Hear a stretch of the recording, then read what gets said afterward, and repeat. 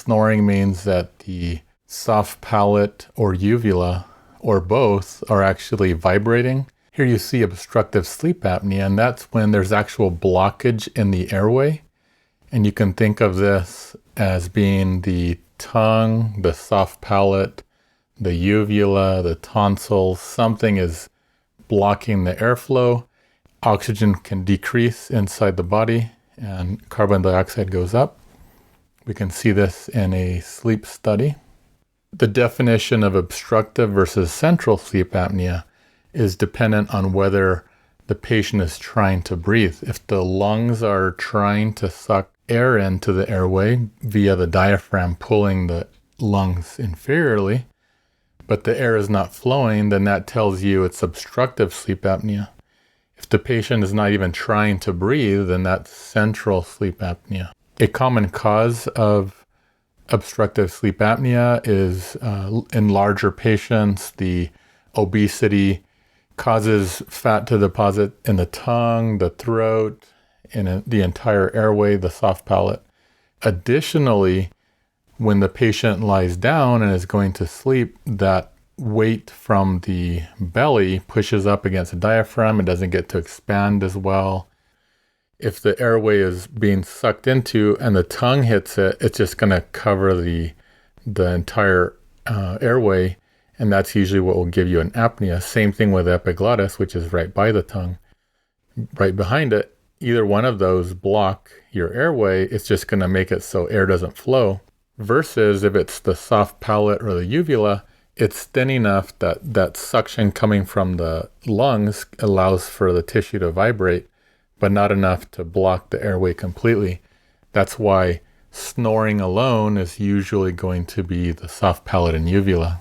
So what are sleep apnea symptoms? They include sleepiness, tiredness, snoring, morning headache, fatigue during the day, mood changes, irritability. There is overlap with depression and other health conditions such as chronic fatigue syndrome. Signs and symptoms added together gives you more of one clinical scenario or another. And sometimes you can have comorbid sleep apnea, depression, chronic fatigue syndrome. Common signs that you'll see with obstructive sleep apnea include snoring, waking up at night, witnessed pauses or apneas.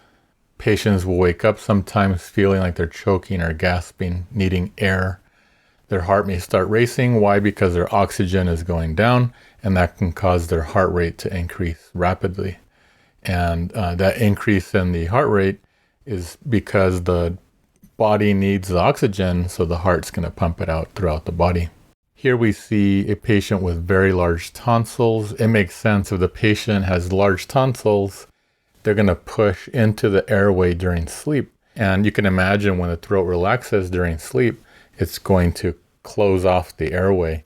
This is why children can often be cured of obstructive sleep apnea with tonsillectomy, especially if the tonsils are large. If the tonsils are small, however, sometimes you may still have obstructive sleep apnea because it may be the tip of the iceberg, so to speak, and that what you see is just a small part of the tonsils compared to what's deep. And it's possible that even with small tonsils, they can still come in at night and block the airway.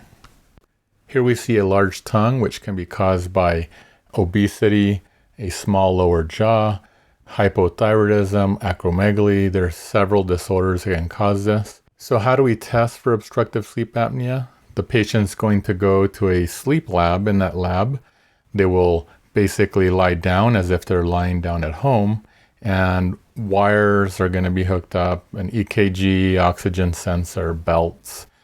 And once the patient is asleep in the lab, they will observe to see, number one, does the patient drop their oxygen? Do they have an increased heart rate? Do they stop breathing? Do they wake up? There's a lot of things that are looked at in the sleep study. Some patients can do the sleep study at home. Good candidates are those who are very obese, those who are older. Basically, if someone has a high chance of having obstructive sleep apnea, which is called a high pretest probability, then those are the patients who are better candidates.